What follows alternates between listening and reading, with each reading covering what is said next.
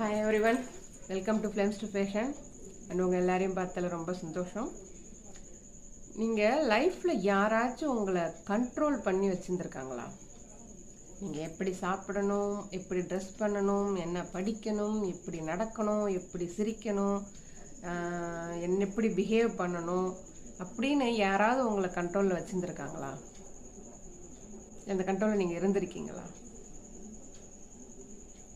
So நீங்கள் இருந்தீங்க அப்படின்னாக்கா நீங்கள் மட்டும் தனியால் இல்லைங்க, நானும் அதில் இருக்கிறேன்னு சேர்த்துக்கோங்க, என்னையும் சேர்த்துக்கோங்க.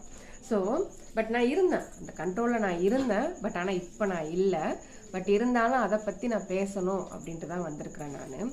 ஆக்சுவலி கண்ட்ரோல் அப்படின்றது வந்து உங்களுடைய ஃப்ரீடத்தை லிமிட் பண்ணுற ஒரு விஷயம். அதே மாதிரி உங்களுடைய வாய்ஸை வந்து சப்ரஸ் பண்ணும். உங்கள் வாய்ஸே வெளியில் விடமாட்டாங்க. நீங்கள் என்ன சொல்ல வரீங்கன்னு கேட்க மாட்டாங்க. கேட்காம உங்களை அப்படியே கண்ட்ரோல் பண்ணுவாங்க. உங்களுக்கான டிசிஷனை அவங்க எடுப்பாங்க. அப்புறம் வந்து நீங்கள் உங்களுக்கு வந்து எது சரின்னு நீங்கள்